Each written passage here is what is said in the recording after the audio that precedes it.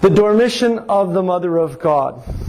The early church traditions tell us that Mary, toward the end of her life, she had been praying. She may have lived in Ephesus for a short period with John. We don't know for sure, but there are some indications of that.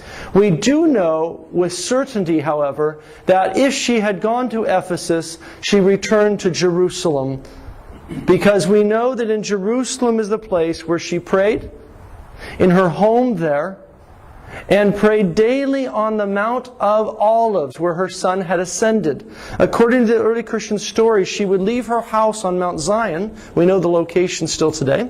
And she would go down the Kidron Valley, cross over up into the Mount of Olives, and pray in the spot where He had ascended, praying that she would see Him someday soon again from the very place that He had departed from this earth.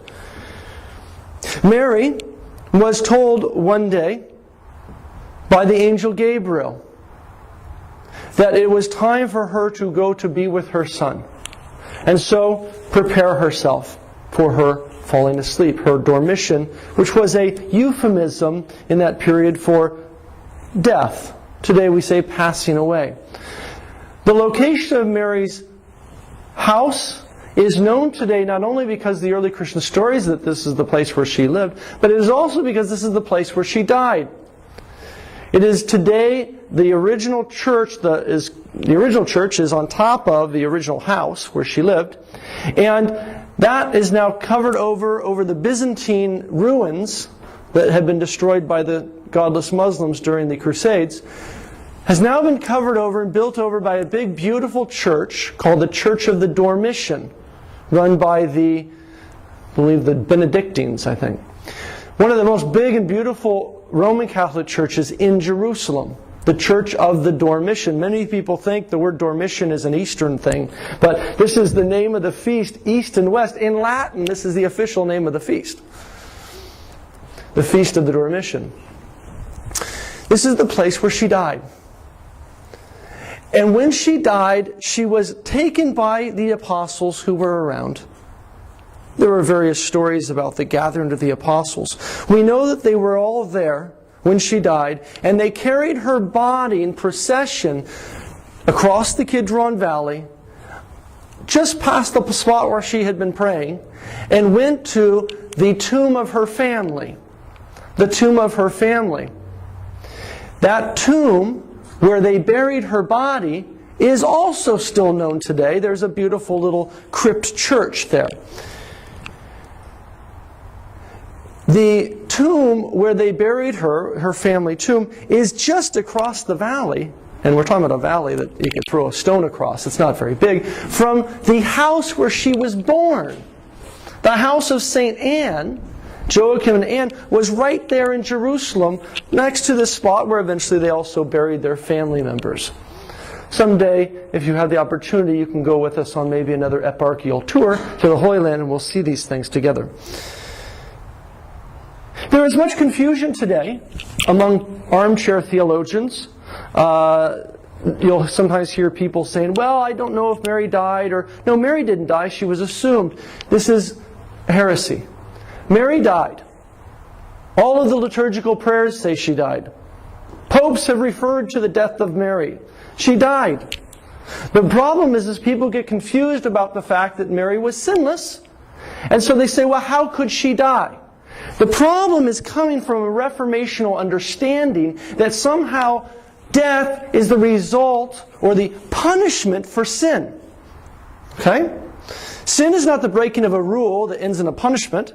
Sin is the separating yourself from God, and at the end, of course, you find death if you separate yourself from the source of life. However, we know throughout salvation history that those who have been united with God in this life have remained united with Him even after this earthly life, sometimes going through the passageway of death. An example of this is Enoch, who was called righteous in the book of Genesis, and he was taken alive, assumed into heaven.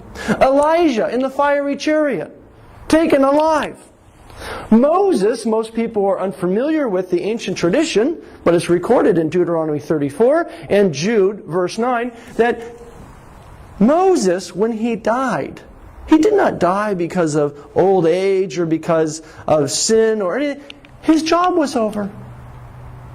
And so Moses died on the mountain, overlooking, Mount Nebo, overlooking the Promised Land.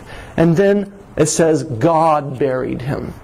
God buried him, which is a reference to the ancient tradition that was kept among the Israelites and also referred to in the New Testament in the book of Jude, that Moses was bodily taken.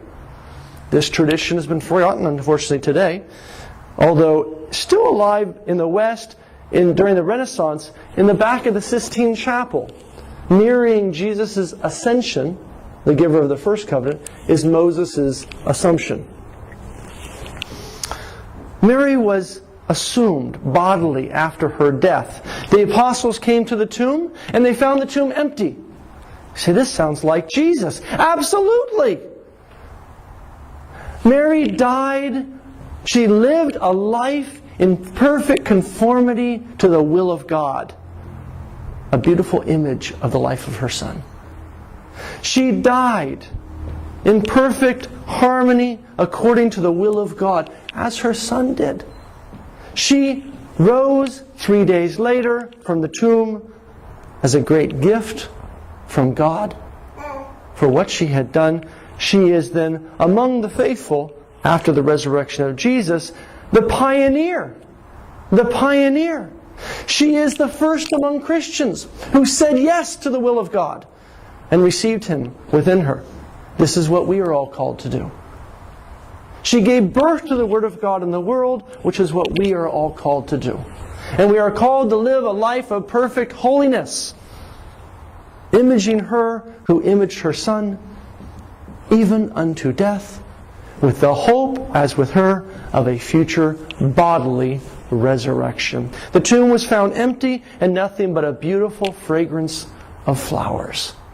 And so the tradition in the church today is still to, on this feast of the Dormition, the falling asleep of the Virgin, or as the popular term has developed in the West in recent years, the Assumption, whatever you want to call it, emphasizing two different aspects to the same story.